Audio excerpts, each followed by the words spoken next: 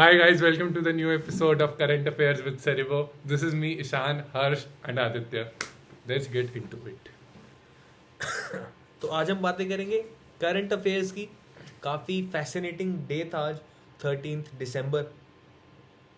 सबसे पहले मतलब वेरी वेटेड सेंसस 2027 इसका बजट ईयर मार्क हो चुका है. That is 11,718 crore rupees. अब क्वेश्चंस आते हैं कि क्या सेंसस इतने टाइम से क्यों नहीं हो रहा था, ये भी एक सवाल है. क्या सेंसस में कास्ट की बात करी जानी चाहिए? क्या इस सेंसस के बाद जो डेमोग्राफी है इंडिया की वो कितनी चेंज होगी? क्या रिजर्वेशंस पे कोई इम्पैक्ट पड़ेगा? क्या लगता है? रिजर्वेशन पे तो नहीं, पड़ेगा। रिजर्वेशन पर शायद नहीं पड़े, क्योंकि शायद पहले सुप्रीम कोर्ट की ये रूलिंग है कि 50% से ऊपर रिजर्वेशन नहीं जा सकता, जो आई नो कि ब्रीच हो चुकी है. अभी क्या तक ये EW ruling है? हाँ, रूलिंग है. ये Indira Sahni versus government of India, जो यूनियन ऑफ इंडिया है, 1997 का केस, जिसमें ओबीसी रिजर्वेशन को मैंडेट दी गई थी. 23% ओबीसी रिजर्वेशन ना, तो उसमें supreme court made a mark कि ठीक है, reservation is good for us, social justice होना चाहिए, लेकिन मेरिटोक्रेसी को भी हमें बिल्कुल ख़त्म नहीं करना है. इसलिए उन्होंने बोला कि 50% से ऊपर नहीं होना चाहिए आपका रिजर्वेशन. जो कुछ क्रिटिक कहते हैं, जो पहले से ही ब्रीच हो चुकी है with the EWS reservation of 10%. लेकिन मेरे हिसाब से अगर रिजर्वेशन इससे भी ज़्यादा बढ़ जाएगी, then it might really kill meritocracy. अभी टोटल तो DU में 75 to 80% इज रिजर्व्ड, सब कुछ मिला के. जैसे कि समझ लेते EWS, physical EWS, disability quota, OBC, sports quota, SC, ECA quota, Kashmiri migrants. But that is, I think, that regulation was related to caste quota. Caste quota से रिलेटेड थी इन माय ओपिनियन टू. हाँ, तभी शायद EWS में EWS जो reservation है that is constitutionally legal के, क्योंकि वो कास्ट के ऊपर नहीं थी ना. But let's ask you the bigger question which Harsh stumbled on. Is there even a meritocracy in India of any sort? I do think so कि there is some sort of meritocracy, though even though it is very meager, even though it is very less, but I do think कि शायद कुछ तो sort होगा.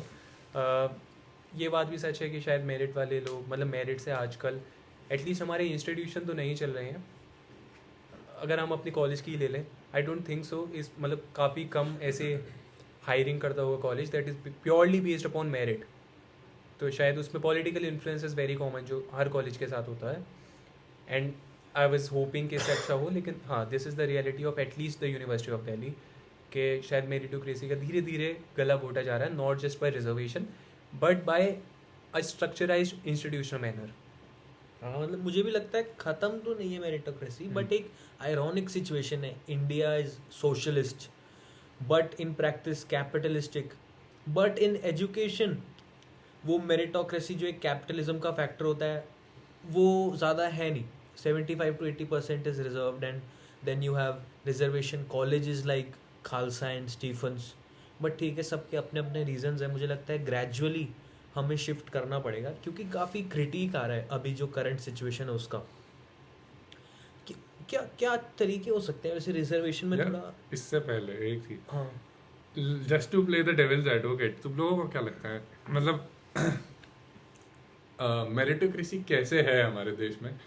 जब हम अगर मेरे पास इतने पैसे हैं कि मैं एक किताब खरीद सकता हूँ पढ़ने के लिए, और दूसरे बंदे के पास इतने पैसे भी नहीं है कि वो किताब खरीद सके, तो ये मतलब कैसी मेरिटोक्रेसी है जो हम बना रहे हैं, जो पहले थी? क्योंकि मुझे नहीं लगता हमारे देश में कभी भी किसी प्रकार की मेरिटोक्रेसी रही है. हमेशा उन लोगों पे रिसोर्सेज जाते हैं जिन पे पावर, इन्फ्लुएंस, कनेक्शंस ऑलरेडी थे. Of course there are people who do things greatly despite that, but that's the fact, they do it despite it, they do it despite the system. तो आप लोगों को क्या लगता है कि मतलब पहले भी मुझे नहीं लगता कि कुछ खास थी ऐसी मेरिटोक्रेसी हमारे देश में. I am all for meritocracy, but I don't think it was there before. That is true in my opinion too. लेकिन जब मैंने बोला that meritocracy is there in some sort, so by that I was taking into consideration all the sectors of our economy or our nation. For example, the prime example of meritocracy, at least that is visible to all of us, is क्या हमारे ये cricket board. मतलब cricket में you must have seen that India is performing so well, and the reason that India is performing so well, that there is no sort of reserve. मतलब I'm not against reservation by that, but there is some form of meritocracy in that, some form, more than some form. So like people who are doing really well are getting there in the upper level despite of their economic background, social background, etc, etc. So that is one sector. Or there are many other sectors too. Even in the government we can see that there is some form of meritocracy, at least after you are into some government job. Then your merit, if you are in some high end job, then your merit is looked after and it is probably rewarded too. तो meritocracy is not something that can be eradicated completely. ये बात मैं बिल्कुल मानता हूँ कि शायद meritocracy नहीं रही थी. ये बात भी मैं मानता हूँ कि अगर रिसोर्सेज ही नहीं होंगे, ऐसा होगा कि बुक मैं ही खरीद पा रहा हूँ, सो ऑफकोर्स मतलब मैं ज़्यादा हूँगा मेरिट में. अगर कल को हमारा एग्ज़ाम हुआ और अगर मेरे पास बुक थी और आदित्य के पास नहीं थी, purely because of economic reason, तो मेरी मेरिट अच्छी होगी आदित्य से. लेकिन फिर वो मेरिट ही नहीं होगी, वो बस एक, हाँ वो बस एक शाम होगा, मार्क्स होंगे बस वो. एक, हाँ बिल्कुल ऐसा है. लेकिन अगर हम इसे थोड़े रिजर्वेशन के हिसाब से देखें, so I think that again draws me back to that, मतलब to that suggestion by some of our former chief justice कि शायद SC/ST जो कोटा है, reservation itself is not wrong. Again it is in there in constitution, so we can not really question it. But जैसे हमारे CGI ने बोला है कि जैसे OBC में है creamy and non creamy reservation, मतलब there is a clear bifurcation between those who have and those who have nots. So शायद हम ऐसा ही SC/ST रिजर्वेशन में भी कर सकते हैं, क्योंकि it is indeed a fact, चाहे वो EWS रिजर्वेशन हो, OBC reservation to some extent, या फिर SC/ST रिजर्वेशन हो, कि ये एक्सप्लॉइट होते हैं गलत रीजंस की वजह से और मिसयूज़ भी होते हैं. जैसे SC/ST में अगर मैं एक एग्जांपल लूँ, so there are some certain communities that are getting all the benefits, और ये जो बेनिफिट्स सच में जहाँ तक पेनिट्रेट होना चाहिए नहीं हो पाता है क्योंकि इतनी अवेयरनेस नहीं है. तो शायद ये हम इम्प्लीमेंट कर सकते हैं. एक और क्वेश्चन पूछना चाहूँगा तुम दोनों से, आदित्य तू भी सुन. What do you think, is reservation a tool for bringing about equality, or is reservation something which will, जैसे हमने अगर SC/ST लोगों पे काफ़ी ज़्यादा समय तक बुरी चीज़ें करी, उन पर काफ़ी अट्रॉसिटीज़ करी, तो is it just a tool ताकि वो हमारे लेवल पर आ पाए, या फिर is it a tool of reparations कि हम आपको कह रहे हैं कि आप इतने समय तक आपने हमने आपके ऊपर अट्रॉसिटीज़ करी हैं, अब you take this advantage in society. Is it that, or is it just a tool to maintain equality and bring about a sort of equitable result?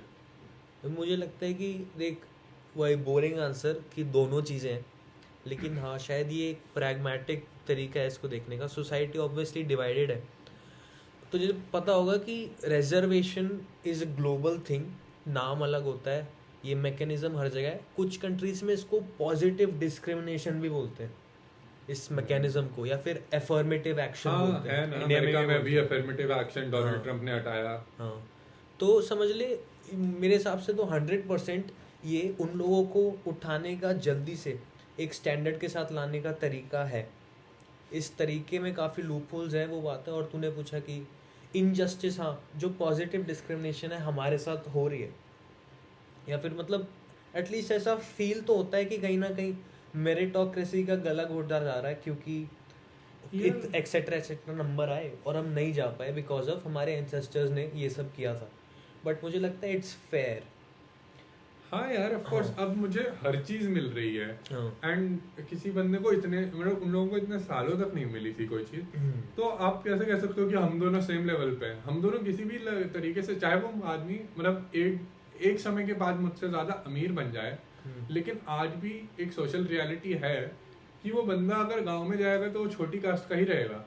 और मैं ये नहीं कहना चाह रहा हूँ, मुझे हमेशा ये मानना चाहिए कि इस डिस्कशन में how will we get rid of casteism, ये काफ़ी वही नहीं होता है इन सारी कॉन्वर्जेशन में कि यार वो बंदा तो अभी भी अगर जाएगा किसी गाँव में तो वो छोटी कास्ट का ही है, वहाँ का जो ठाकुर होगा, पंडित होगा, वो नहीं खाएगा उसके हाथ का.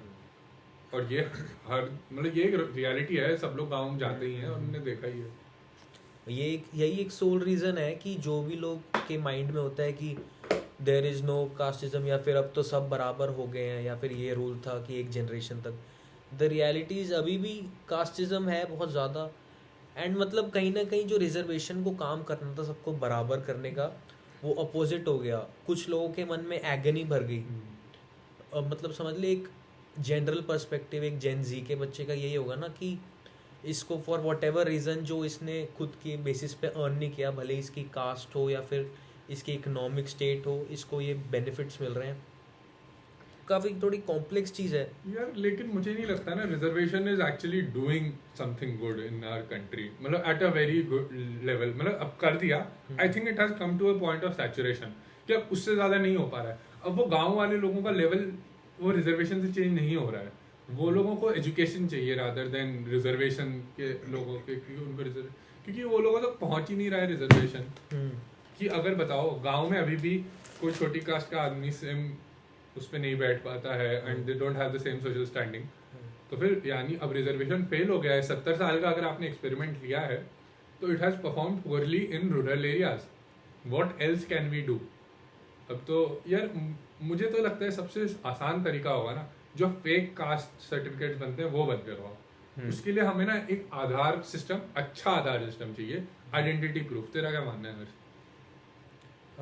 तेरा क्वेश्चन था कि whether it this is to bring equality या फिर ये और ज्यादा। हाँ, और उसके मतलब बाद क्या और भी रिप्रेशन क्वेश्चन है कि हाँ, हाँ। तो असली में पहले कैसे मैं सही इसमें करते हैं? कमेंट करना चाहूँगा।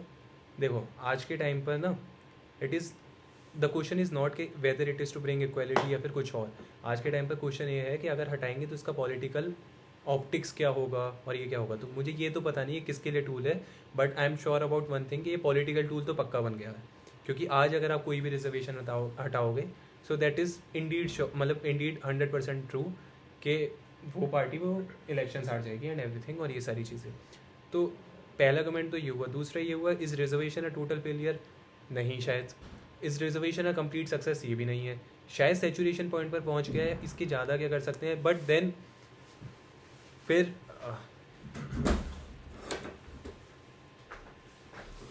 अब इसमें सैचुरेशन पॉइंट पर पहुंच गया, इसके आगे क्या कर सकते हैं। अब इसमें एक क्रिटिकल क्वेश्चन जो खड़ा हो गया है वो ये है कि देखो अभी हमने बात करी थी शुरू में दैट मेरिटोक्रेसी धीरे धीरे कम हो रही है।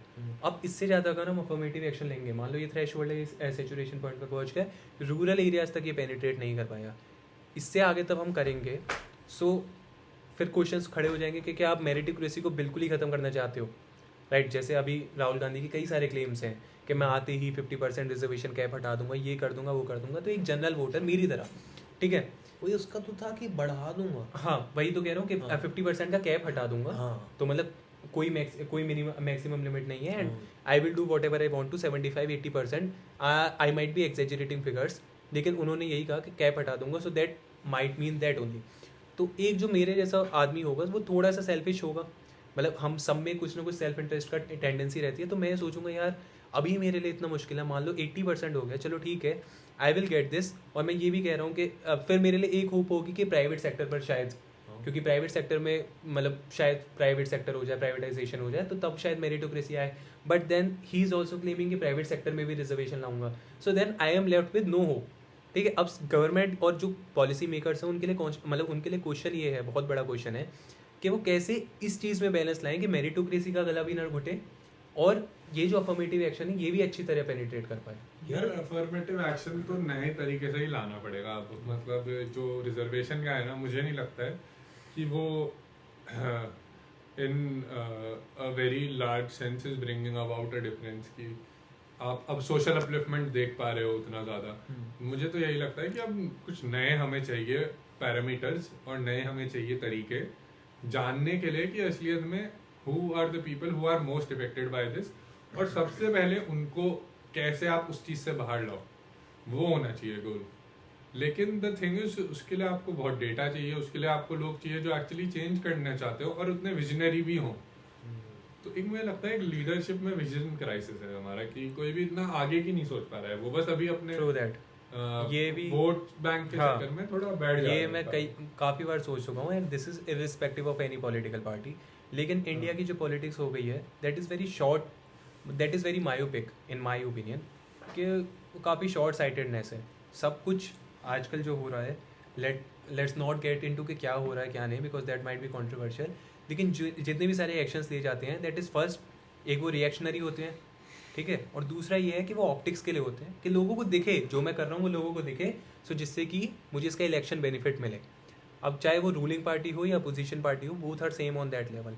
सो ये एक दिक्कत है, इंडिया को एक लॉन्ग टर्म विजनरी लीडर चाहिए जो शायद अपनी इलेक्शन से ज़्यादा ये सोचे कि तब मैं जाऊँगा तो मेरी लेगेसी क्या होगी। इसलिए मैं कई बार एग्जांपल लेता हूँ कि जॉन एफ कैनेडी को तुम जानते होगे, शायद यूएस का अभी तक का ग्रेटेस्ट प्रेसिडेंट एवर उसे कंसीडर करा जाता है, लेकिन उसके जो इमीडिएट इलेक्शंस थे, मतलब he was one of the reasons कि क्यूबन मिसाइल क्राइसिस एक एस्केलेशन एक हद के बाद एस्केलेट नहीं करे और आज दुनिया वर्ल्ड वॉर थर्ड से बच गई, वरना न्यूक्लियर वॉर होती है and we will all know कि न्यूक्लियर के कितने डिजास्ट्रस इम्प्लीकेशंस हैं।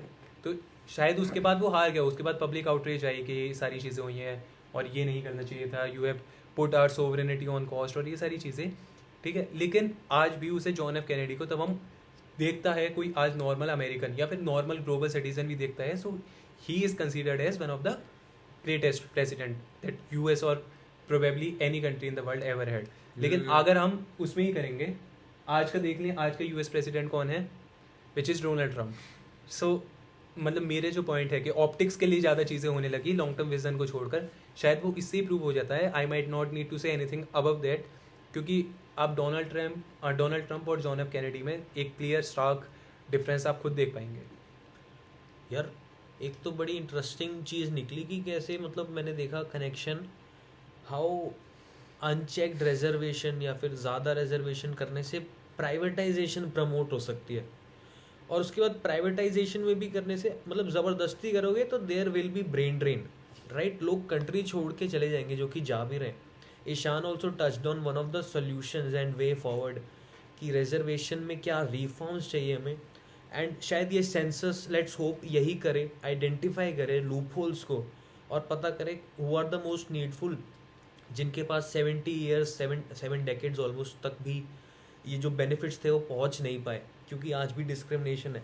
And obviously public awareness foundational level पे बच्चों को सिखाना है, नहीं सिखाना है कास्ट वास्ट के बारे में, और अगर मतलब छुपा तो नहीं सकते ना, इट्स आर हिस्ट्री, ये बताना है कि इसके नेगेटिव इम्प्लीकेशंस क्या थे। लेट्स होप कि उनको बोले ये सब ना करो। एग्जैक्टली जैसे जर्मनी में सिखाया जाता है कैसे जूस के साथ जो हुआ। हाँ, इसी में मैं एक और आर्टिकल इंटीग्रेट करना चाहता हूँ, that is link between inequality and public education. हमने बात करी कैसे रिजर्वेशन इज़, मतलब हमारा स्टैंड तो क्लियर है ना, रिजर्वेशन को हटाना ठीक नहीं है, इट विल बी कैटास्ट्रोफिक अगर इसको हटा दिया जाए without gradual reforms. I would not से रिजर्वेशन को हटाना ठीक नहीं है, अफर्मेटिव एक्शन को हटाना ठीक नहीं है, but we need some better ways to implement this, और इम्प्लीमेंटेशन पर ज़्यादा ध्यान देना चाहिए, क्योंकि लेजिस्लेशन हमारे पास पहले से ही काफ़ी है, लेकिन उनका एग्जीक्यूशन कैसे होता है, दैट इज तो हमारा देश का सबसे बड़ा कॉन्स्टिट्यूशन है बिल्कुल। पूरी दुनिया में। तो लेजिस्लेशन हमारे पास बहुत सारे हैं और हम बहुत अच्छे हैं लॉ फ्रेम करने में, लेकिन शायद एग्जीक्यूट करवाने में उसके 50% भी हों, then 90% of the problems will be solved. सही में मतलब सिविल सर्वेंट्स के ऊपर शायद सबसे ज़्यादा ड्यूटी है आज, मुझे लगता है काम करने की। जुडिशरी पे भी है ऑब्वियसली, एक सब तो पे ही है। सिविल सर्वेंट ना सबसे ज्यादा ब्यूरोक्रेसी हमारी हाँ। एक बहुत बुरी क्लास है, लेचरस कहते हैं जिसे, जो पैरासिटिक क्लास है हमारे देश में। बताऊं क्यों? यार आप सोच रहे हो, एक क्लास है हमारे देश में जो अंधा पैसा बनाती है, उसको कोई उसकी नौकरी से नहीं निकाल सकता है, और वो पूरी जिंदगी इस चीज का फायदा लेते हैं, और वो जब रिटायर हो जाएंगे फिर भी उसका फायदा लेंगे, चाहे वो अच्छे मीन से भी फायदा लेंगे, फेयर मीन से, और वो बुरे मीन से भी फायदा लेंगे। Why are so many people interested in going into bureaucracy? It is 100% like, of course there are people who want to go and do good for the people, but more often than not it is people who just want to get money. Why are we not focusing on just removing this? तुम्हें लोगों को क्या लगता है? मुझे तो लगता है बहुत ही पैरासिटिक क्लास है। लोग IIT पढ़ने के बाद they can change the world, but they choose to become a babu. Why? हाँ यार, मतलब मेरा भी यही कहना है कि होते हैं लोग बहुत ऑनेस्ट IAS ऑफिसर्स, अगर चाहें तो पब्लिक एजुकेशन हेल्थ सेक्टर को चेंज कर सकते हैं अगर चाहें, लेकिन अगर अगली पोस्टिंग की फिगर है फिर वही चीज़ IIM और IITs के बाद वो जो ह्यूमन कैपिटल फॉर्मेशन होती है उसको यूज़ कर सकते हैं सिविल सर्वेंट बन के। बट ईशान की बात प्रैग्मेटिक है कि अनफॉर्चुनेटली मोस्ट ऑफ द लोग ऐसा नहीं करते। ये हर्ष तेरा कुछ कहना? हाँ, माई पॉइंट्स वर ऑल्सो सेम, कि जैसे BR अम्बेडकर से तब पूछा था कि शायद हमारे कॉन्स्टिट्यूशन में कुछ लूप होल्स हैं, तो आपको नहीं लगता है कि इसकी वजह से शायद हमारा बेस्ट कॉन्स्टिट्यूशन नहीं है? तो उन्होंने यही बोला था that it is the people of a country that make the constitution best और द वर्स्ट। सो अगेन अब ब्यूरोक्रेसी को ये कहते हैं ना कि मतलब शायद हमारे कॉन्टेक्स्ट में इट इज़ ट्रू कि अनचेक पावर है, no accountability, non answerable to anyone, अपनी पावर्स का मिसयूज़ करते हैं, that is in front of everyone, glorification of the job, यही सारी चीज़ें। लेकिन शायद अगर वहीं कोई एक अच्छा इंसान आ जाए विद द राइट इंटेंशन, तो उसी ब्यूरोक्रेसी को एक अच्छी तरीके से हैंडल कर पाएगा and it will look the best job in the world कि this is very important for the people of India. So that again depends on the individual कि वो कैसे यूज़ करते हैं। यार नहीं, ये तुम लोग इंसेंटिव सिस्टम सोचो, think about it as a system. System क्या है यार, मैं नौकरी जाऊंगा, मैं खूब पैसा कमाऊंगा, चाहे वो करप्शन से हो चाहे कैसा भी हो, मुझे कोई कुछ नहीं कर सकता है। ये सिस्टम है एक ऐसा जहाँ पे आदमी को बहुत ज्यादा अच्छा होना पड़ेगा। This is not an individual person who can change it, this is something which needs to change on the policy level. कि भाई आप ब्यूरोक्रेट हो, आप एक बाबू हो, आपके पास इतनी पावर रहेगी कि आप अपना डेली का काम कर सको। You do not have the influence to go in to people's life and change them. हमें ये हटाना पड़ेगा कि ब्यूरोक्रेट चेंज कर सकते हैं हमारी जिंदगी, ये कभी नहीं होना चाहिए। People who can change our life should be politicians. ये हम लोग उनको जिम्मेदारी नहीं दे सकते हैं। अब कोर्ट्स को ये जिम्मेदारी नहीं दे सकते हो, आप ब्यूरोक्रेसी को नहीं दे सकते हो, लॉयर्स को नहीं दे सकते हो। आप यही है, other than politician we are asking everyone to improve our lives. उनका काम ही नहीं है हमारी लाइफ इम्प्रूव करना, उनका काम है हमारे इलेक्टेड लोगों को, उन लोगों का काम करना, एग्जीक्यूट करना। हाँ सही बात है, हम कहीं ना कहीं वर्कलोड बढ़ा रहे हैं अपने फ्यूचर में। वर्कलोड और पावर दे रहे हैं उसके लिए हमने, जो power what, because they passed a very because they have high IQ, because they passed the standardized test, they have power over me. Who says that? कैसे? हाँ मतलब फंडामेंटल्स शायद मैं भी भूल गया था यार थोड़ी देर कि जो पॉलिसी मेकर्स होते हैं, लेजिस्लेटिव्स, उनकी ये फंडामेंटल ड्यूटी होनी चाहिए ना हमारी जिंदगी अच्छी करना। हाँ अब मैं एक मतलब इसी में मैं ऐड करूँगा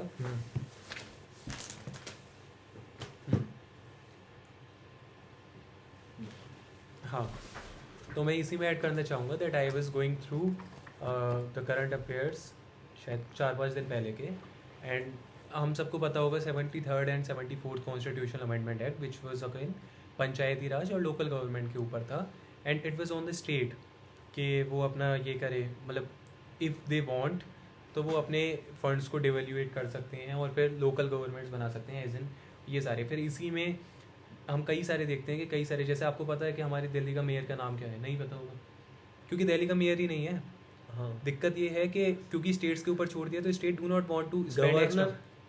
Delhi governor is a different thing, governor तो यूनियन गवर्नमेंट इलेक्ट करती है ना अपना बंदा, यहाँ पर लेफ्टिनेंट गवर्नर है यूनियन टेरिटरी में और स्टेट्स में गवर्नर है। बट सीएम के अलावा कह सकते हैं ना एक जो आइडेंटिटी है। हाँ वो है, लेकिन हमें मतलब लोकल गवर्नमेंट के 73rd और 74th was about local governance, तो उसमें हमने स्टेट के ऊपर छोड़ दिया। सो दैट इज़ द दिक्कत कि हम एक यूनिफॉर्मिटी लाना चाहते थे लेकिन वो नहीं आ पाई। और अब भी देखोगे कि एक दो को छोड़कर there are not many governors और elected representative at the top. चलो ये तो अलग बात रही। दूसरी बात ये है कि अब तुमने देखा होगा एकनाथ शिंदे हैं या फिर सम ऑफ द मतलब कोई महाराष्ट्रन लीडर था, शायद एकनाथ शिंदे ही थे जितना मुझे याद आ रहा है, वो कहते हैं कि सारे जितने भी ब्यूरोक्रेट्स हैं उन्हें डिस्ट्रिक्ट चलाने के लिए दे देनी चाहिए। क्यों? क्योंकि उन्होंने एक बहुत टफ एग्जामिनेशन क्रैक करा है। तो द पॉलिसी मेकर्स ही ये चाहते हैं कि एग्जीक्यूटिव पॉलिसी मेकिंग का काम करने लगे। Again that is the violation of constitution, that is the violation of balance of powers. तब वो ऐसे स्टेटमेंट देते हैं दैट अगेन, और उसके पीछे रीज़न ये है कि हमने ओवर ग्लोरीफाई कर दिया है एक ब्यूरोक्रेटिक जॉब को, एक सिविल सर्वेंट को, as someone who is very high in IQ, as someone who is not of this world. मतलब ऐसे ही देखते हैं ना, यू हैव टॉप UPSC तो अरे यार ये क्या बात है, आपको डिफरेंट जगह पर बुलाया जाएगा, गिव गेस्ट सेशन, आपके फॉलोअर्स बढ़ जाएंगे रातों रात। सो हमने ओवर ग्लोरीफाई कर दिया है एक जॉब को, और यही होता है तब हम एक जॉब को ओवर ग्लोरीफाई कर देते हैं। So in my opinion the job is not right और रॉन्ग, मतलब it is not black and white in my opinion कि या तो ये ठीक है या गलत है, it is somewhere in the middle, grey section में है।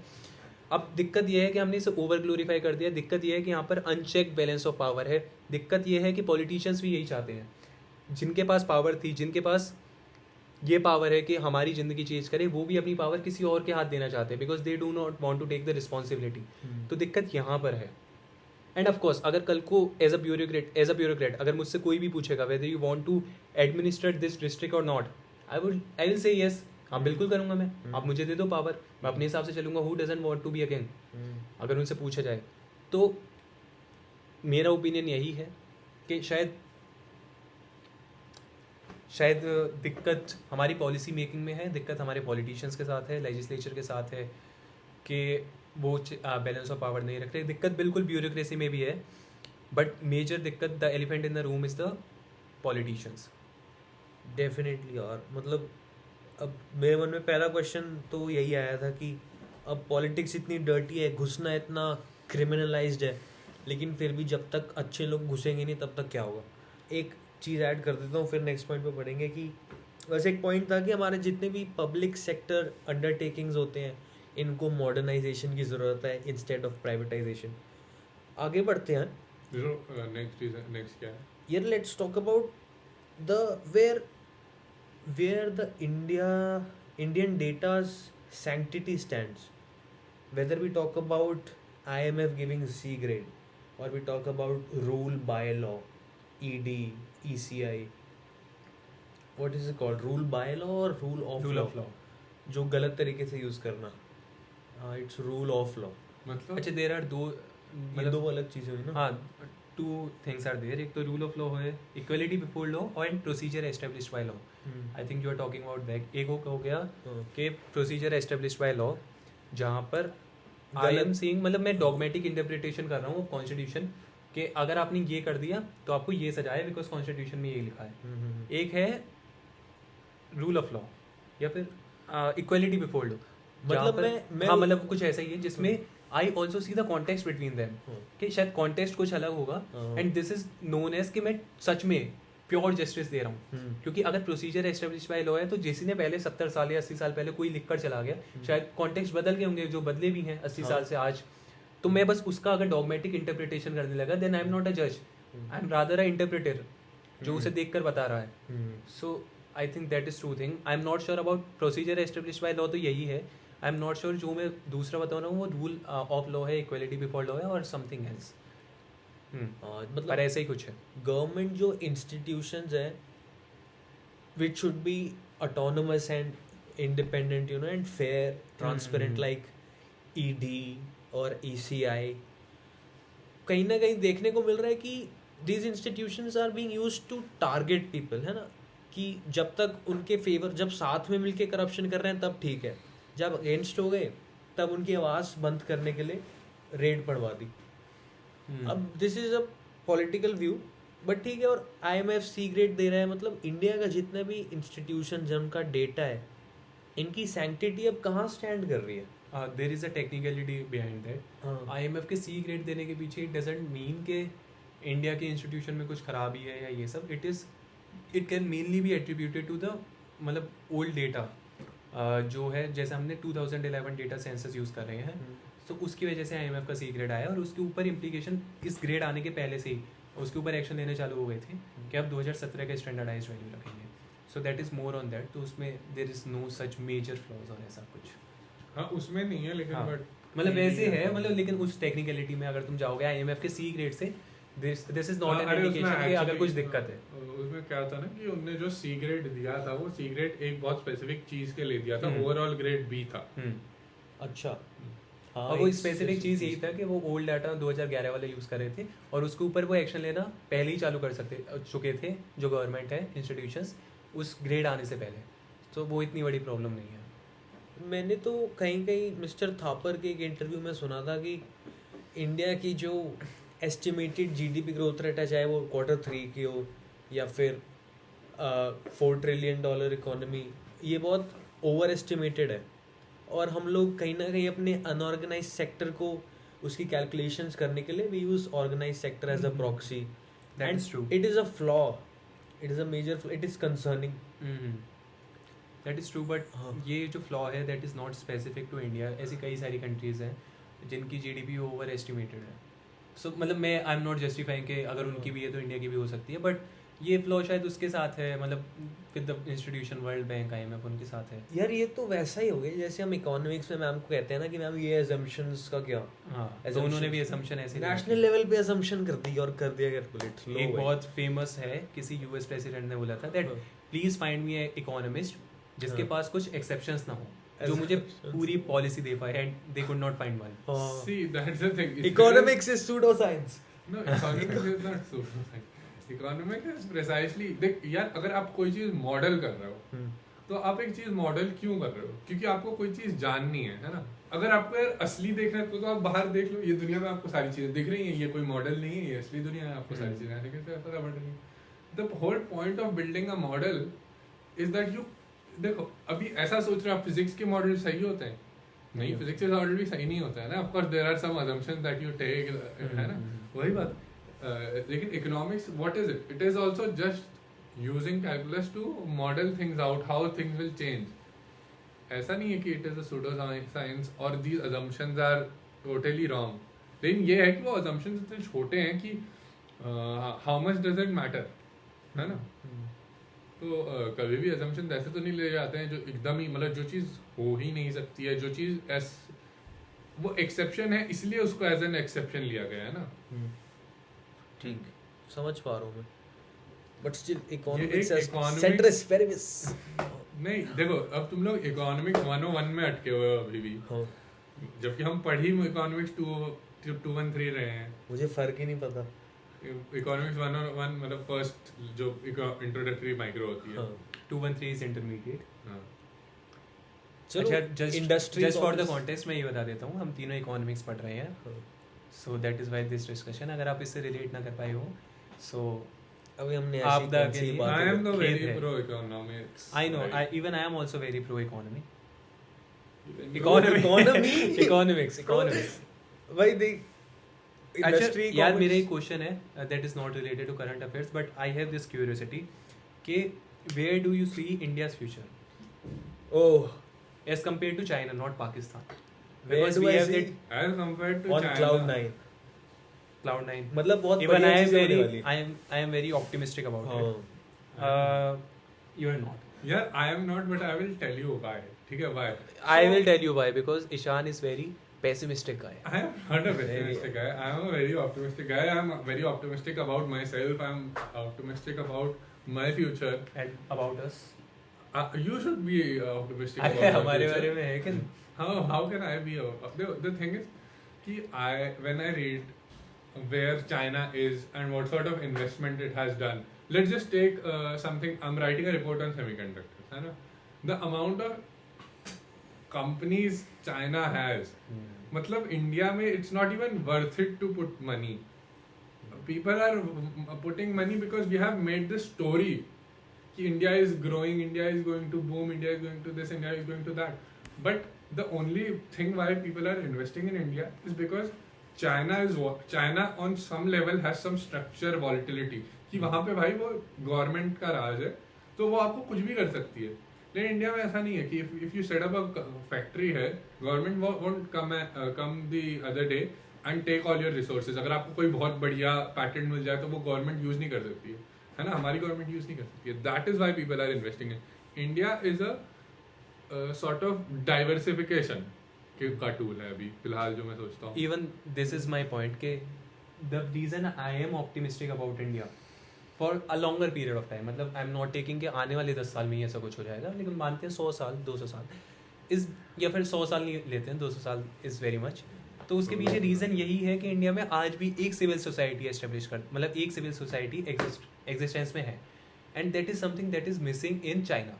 चाइना में डिसेंट नहीं है। So now I will say one thing कि Xi Jinping might be a very good person, that's why the economy of China is booming. लेकिन मान लो कल को व्हाट आर द ऑड्स कि कल को कोई माओ जेडोंग जैसा वापस नहीं आएगा जिसकी शायद पॉलिसीज़ बहुत ज़्यादा एक्सट्रीम पर चली जाएँ। तो डिक्टेटरशिप के साथ यही दिक्कत है that since there is no decent, कोई तुम्हें रोकने वाला नहीं है, तो अगर एक भी आदमी आया ना वही पूरी इकोनॉमी को पलट कर रख देगा। यार see the thing is about, और इंडिया के बारे में ऑप्टिमिस्टिक इसलिए हूँ क्योंकि शायद डेमोक्रेसी तो है, एंड डेमोक्रेसी इज समथिंग जो इंडिया में आज से नहीं है, 70 साल से नहीं है, it has been a history of India. So ये जा नहीं सकती, और सिविल सोसाइटी है, so that's why I am optimistic about यार ठीक, लेकिन बताऊँ क्या है, एक इन्वेस्टमेंट बंदा, you are looking at 20 years, let's say 20 years का आप सोचते हो होराइजन लेते हो और इन्वेस्ट करते हो, 10 साल का होराइजन लेते हो और इन्वेस्ट करते हो, तो हमें ये तो पता है यार, चलो कम से कम चाइना अगले 10 साल तक तो ये पॉलिसी रखेगा, because it's not physically like उनके लिए, अगर वो ये पॉलिसी चेंज कर देंगे तो वो अपने डेट्स पे नहीं कर पाएंगे, वो जो उनकी ऑब्लिगेशन है, इकोनॉमी नहीं चला पाएंगे, है ना। तो एक बंदा एक कैलकुलेटेड रिस्क लेता है, वो यही लेता है कि 10 साल के होराइजन में अगर मैं पैसे चाइना में डालूँ या इंडिया में डालूँ तो China will give me more return, है ना। Why people will invest in India is something which we need to figure out, है ना। There are people who are selling this story. I will be the most happy person if everyone buys it, but if you ask my opinion, I don't think it holds up. what holds up is my argument that Ishan is a bit pessimistic. Let's move forward. I think he's being pragmatic here. China में definitely मैं भी ज़्यादा invest करूँगा because it is more stable. Indian market is volatile, but again China का एक drawback मुझे लगता है, it is not democratic. I think people's voices are the foundation to any civilization. एक कॉमर्स की बात हो रही है तो यार एक टॉपिक है, आज एक आर्टिकल था, इज इंडिया स्टिल लाइसेंस राज. और मैं चाहता हूँ हम टॉपिक्स कवर करें कि कैसे एंटरप्रेन्योर्स को उनकी स्पिरिट दब भी सकती है इतने लाइसेंस रेगुलेशंस की वजह से. बट वहीं पे गोवा के क्लब में हादसा भी हुआ, तो लाइसेंस पैसे दे के मिल जाता है. तो where does India stand? License हटाने चाहिए भाई. If you are going to build, देखो what is license. License is basically another hurdle to capital flowing, है ना. मतलब अगर आप किसी को पैसा देना चाहते हो, पैसा खरीदना चाहते हो, बिजनेस करना चाहते हो, तो लाइसेंस क्या है? It is stopping you from doing that. You have to get it check. अगर आप किसी इंसान से चेक करा रहे हो, वो ऐसा तो है नहीं कि वो चेक करके दे ही देगा, फिर वहाँ पे एक और लेयर ऑफ करप्शन आ जाती है ना. तो बिल्कुल 100% तरीके से हटना चाहिए. अब लिकर और वो सब चीज़ें इज डिफरेंट, क्योंकि लिकर इज अ ड्रग, है ना. और हम लोग उसको ऐसे टैक्स करते हैं कि सोसाइटी को बेनिफिट होता है, लेकिन without that tax and without वो सब चीज़ें, तो इट्स अ नेट मतलब इट्स अ नेट नेगेटिव, है ना. But because of tax we make it a net positive, कि हमें इतना रेवेन्यू मिल जाता है उससे. मतलब यार ईशान, मैं एग्री तो पूरा नहीं करूँगा. मतलब मैं देख रहा हूँ कि कुछ कंपनीज हैं, ऑब्वियसली लोकल भी नहीं, ग्लोबल कंपनीज, जो इंडिया में कुछ कार्सिजेनिक या फिर हार्मफुल चीज़ें अपने प्रोडक्ट्स में डालती हैं जो कि फॉरेन में नहीं डालती. तो अगर लाइसेंस सिस्टम हट ही गया तब तो उनका जो रेगुलेशन. देख, if I remain totally pragmatic, अगर मैं प्रैक्टिकल बात करूँ ना, तो लाइसेंस से भी देयर इज नो रेगुलेशन. अब तू जिनकी बात कर रहा है, फॉर एग्जांपल कंपनीज जो डालती हैं substance that are banned in foreign countries, उन्हें लाइसेंस कौन देता है? FSSAI.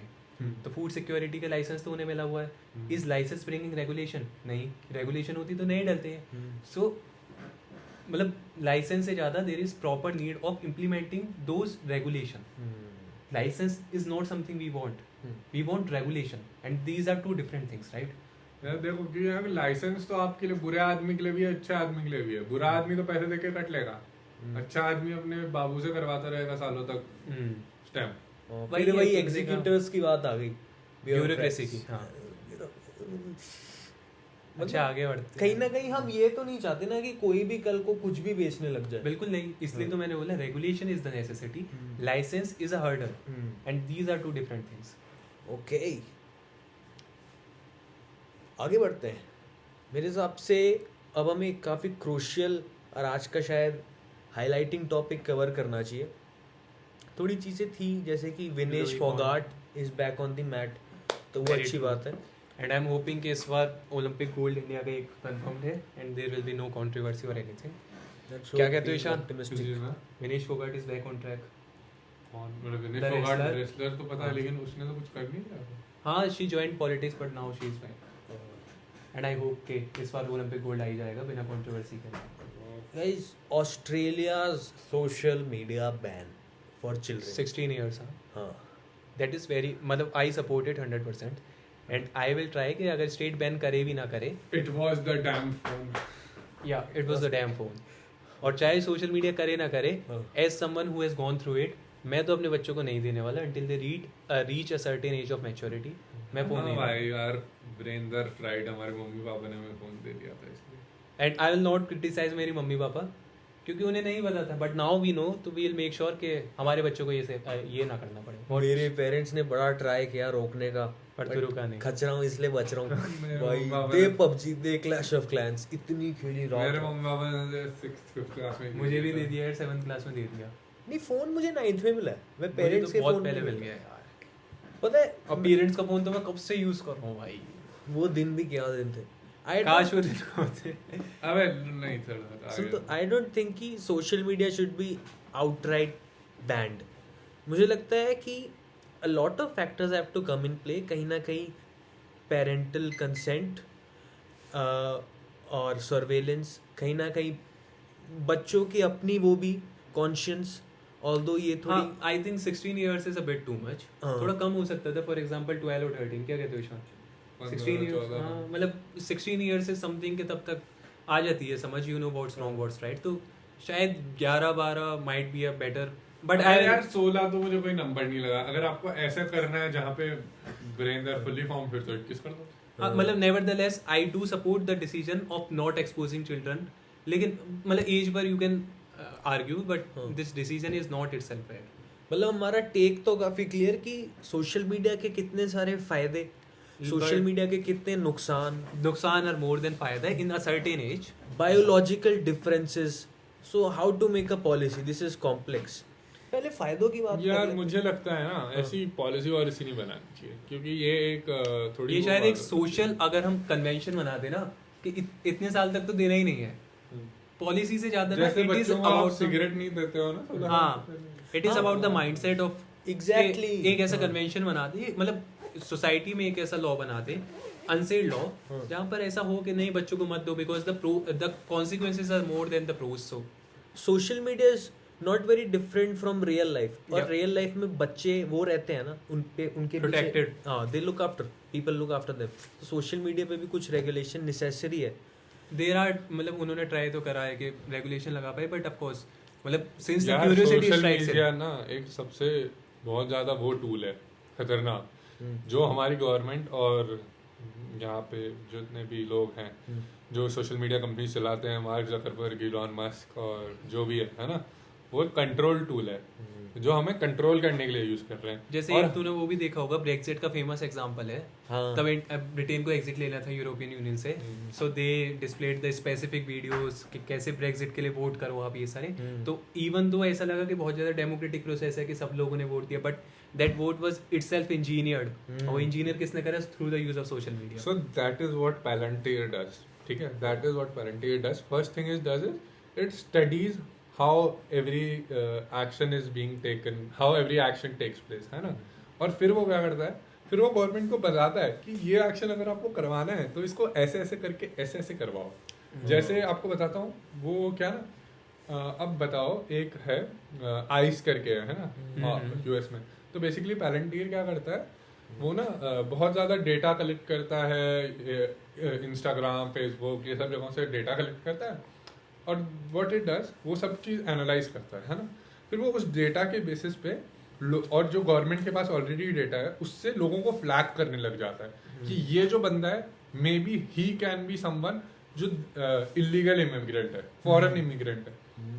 तो आप समझ रहे हो, ये बेसिकली एआई है जो एक बहुत खतरनाक लेवल पे चला गया है, जहाँ पे वो लोगों को फ्लैग कर रहा है और बता रहा है ये इलीगल है, ये इलीगल नहीं है. There is no human being sitting there.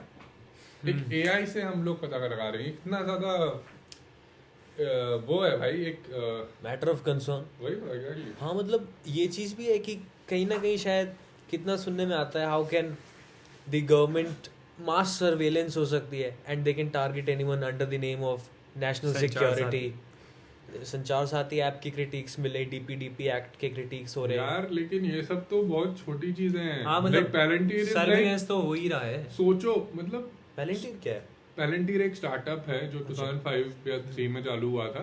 और अब वो उनकी बिगेस्ट जो है ना, जो मतलब कस्टमर है, कंसल्टिंग है सर्विस. ठीक है, वो गवर्नमेंट्स है, वो गवर्नमेंट्स हैं, चाहे इजराइल, ये सब. और वो कैसे सोल्यूशंस, वो फॉर ऐसे सोल्यूशन बनाते हैं, जैसे आइस जैसी है। आइस बेसिकली वो करती है, मतलब इलीगल इमिग्रेंट को बाहर निकालती है, डिपोर्टेशन। डिपोर्टेशन का काम करती है। फिर आर्मी को सपोर्ट करते हैं। फिर बेसिकली बताऊं अब क्या, अब द न्यू डेवलपमेंट बेसिकली वो बोल रहे हैं हम एक ऐसा एआई बना रहे हैं जिससे they can identify who the terrorist is and take him out on their own. Like वो अपने आप उस चीज को, इट विल जैसे वो नहीं होते हैं ऑटोमेटेड ड्रोन्स जो पहले लोग रिमोट हाँ, कंट्रोल मैं से समझ चलाते गया, थे। हाँ। अब वो ऐसा है कि वो बस अपने आप आइडेंटिफाई कर सकता है and it can hit them. भाई तो एआई ना, तुम्हें क्या लगता है भाई एआई क्या करेगा हमारे साथ? मतलब एआई के तो भाई इतने एथिकल कंसर्न्स। तूने वो जो बात करी कि हाउ कैन एआई जज वेदर उसकी सोशल एक्टिविटी से कि वो एंटी टेरर का कोई काम तो नहीं कर रहा, सॉरी टेरर का। अभी बहुत तूने सारी देखा होगा चीज़ें से। इंडिया में स्पेशल SIR हुआ था, उसमें एक सोनाली खातून करके कोई है, क्या नाम है उन लेडी का, जो कि इंडियन थी बंगाल की, और उनको बांग्लादेश भेज दिया। एंड अब वो वापस आई है, सुप्रीम कोर्ट ने बुलाया, उनकी हर family is in jail, husbands and what not. तो जब एक आदमी अभी जज नहीं कर पा रहा है कि कौन किस नेशनैलिटी का है, स्पेशली इंडियंस, तो एआई के हाथ में। ये भाई एक सर्वेलेंस स्टेट इतना तगड़े तरीके से, भाई सोच रहे हो आप, मतलब आपकी हर एक चीज को कंट्रोल कर रहे हैं वो, हर एक चीज को नोटिस कर रहे हैं। तो सबसे पहले ना सोशल मीडिया तो बैन हुई है, it is a revolutionary step, है ना। But I don't know how, मतलब यार अभी भी गवर्नमेंट्स हैं जो इतने बड़े, ये एक बहुत खतरनाक लोग हैं, Elon Musk and all of these people who run Instagram और ये सब चीजें। At the same time, social media can also be used for dissent. नहीं, it can not be used for dissent, you know, क्योंकि यार वो control कौन कर रहा है? They can actually control what you see on a day to day basis. They can blacklist you. If someone can blacklist you from their platform, how is it a free platform? How will you ever bring about meaningful change? वो कभी भी जो लोग सच बोल रहे हो, जो ऐसा चीजें बोल रहे हो विच इज एक्चुअली, ये कैपिटलिज्म का बहुत फीचर है, it makes up its own enemy.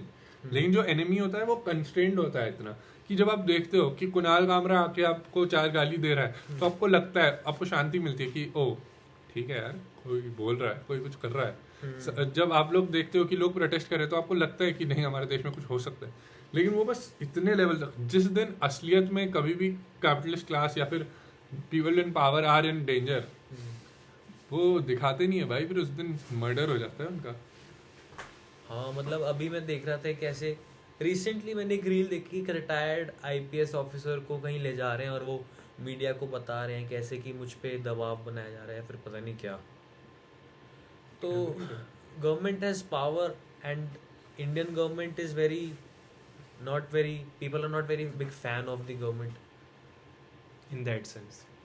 और वैसे मतलब तो फैन है। some people, especially the youth, मैंने सुना है कि they'd rather give their data to Mark or XYZ country instead of the Indian government. अरे both of them are equally evil. They prefer to give their data to Mark anyone else. Zuckerberg is more evil. भाई सोच रहे हो यार, Facebook इसलिए नहीं चालू, मतलब फेसबुक कभी भी ये सोच के चालू ही नहीं हुआ था कि लोग मिल पाए। बेसिकली इट वाज स्टार्टेड, और उसमें पूरी वैल्यू ही यही है कि वो आपका डेटा जनरेट हो रहा है। बेसिकली आपकी एक प्रोफाइल सोचो, एक प्रोफाइल इंस्टाग्राम पे क्या होती है आपकी, उसमें एज होगी, डेट होगा, आप जो काम करते हो वो होगा, जो आपकी सारी डिटेल्स होंगी। यार वो डेटा से तो आप एक बंदे की आइडेंटिटी पता लगा रहे हो। बट मदद भी तो ये है यार, मतलब लोग तो बूढ़े लोग को देख, बूढ़े लोग का टाइम पास है, कोई उनका दूर का दोस्त है, बात कर पाते हैं, बच्चे पढ़ सोशल पाते मीडिया हैं। से कैसे बात कर पाते हैं? वो तो यू कैन जस्ट कॉल कर सकते हो आप, वीडियो कॉल भी फोन पे होता है without social media. Social media से क्या फायदा है? मतलब मेरा वही इन जनरल मैं फोन एज अ टेक्नोलॉजी की बात कर रहा हूँ, social media is a big part of it. Technology तो यार, I am talking about social media, it's a net bad for society. ऐसा भी नहीं है, there is no pro argument. क्या प्रो आर्गुमेंट है? ब्लू इकोनॉमी के बारे में बात नहीं करना क्या? ब्लू इकोनॉमी ज़्यादा क्या बात नए करना? देते हैं। मेरे को ज़्यादा आइडिया नहीं इसका, मतलब अच्छा, बेसिक अंडरस्टैंडिंग दे देता हूँ। Blue economy is basically the marine economy. हाँ, मतलब जो ये फिश और ये सारे वो सब चीज़ों से related. And there is a convention on it, UN clause के नाम से जानते हैं, united nation convention on laws of seas. तो उसमें क्या होता है, जैसे टेरिटोरियल बाउंड्री होती हैं, फॉर एग्जांपल इंडिया की एक बाउंड्री है ऐसे पेनिनसुलर शेप में, तो उसमें 12 नॉटिकल माइल तक क्या होता है, एक्सक्लूसिव जोन होता है, उसमें India can do anything it wants. 200 nautical mile क्या होते हैं, जैसे हम चलते हैं तो किलोमीटर्स होते हैं, nautical mile is a standard value for what, ocean का जो डिस्टेंस है वो कवर करने के लिए। तो 200 नॉटिकल माइल तक उनकी हो गई ऐसी मतलब एक्सक्लूसिव इकोनॉमिक जोन। तो इकोनॉमिक जोन हो गया, फिर मतलब 12 नॉटिकल माइल्स तक अनरिस्ट्रिक्टेड, उसके बाद देयर आर सम रिस्ट्रिक्शंस, और उसके बाद आते हैं, उसके आगे आते हैं इंटरनेशनल वाटर्स, ठीक है। तो that is not under any one, क्योंकि वो ग्लोबल कॉमन का पार्ट होते हैं फिर। सो यही था the current affairs discussion is कि तुमने पढ़ा होगा कि डीप सी माइनिंग के लिए काफ़ी कंट्रीज बिड कर रही हैं कि डीप सी माइनिंग हो। सो देर इज अटमोस्ट इम्पॉर्टेंस, मतलब ये बहुत ज़्यादा कंसर्न भी है और एक बहुत ज़्यादा इंपॉर्टेंट चीज़ भी है कि हम अपने इंटरनेशनल वाटर्स का भी ख्याल रखें और एक्सप्लॉयटेशन रिसोर्सेज का इतनी हद तक ही करें विच इज़ सस्टेनेबल। ऐसा ना हो कि हम इतना ज़्यादा एक्सप्लॉयटेशन कर दें that it becomes unsustainable after a point, और हम अपने वाटर्स को भी वैसे ही कर दें जैसे शायद हमने अपने लैंड को कर दिया। So that was all about blue economy, and there is a huge potential for India in terms of blue economy. जो सीज़ हैं और जो जितने भी सारे हमारे कोस्ट वगैरह हैं, there is a huge potential. The need is कि हम उसमें बैलेंस रखें in the ecology and the economy.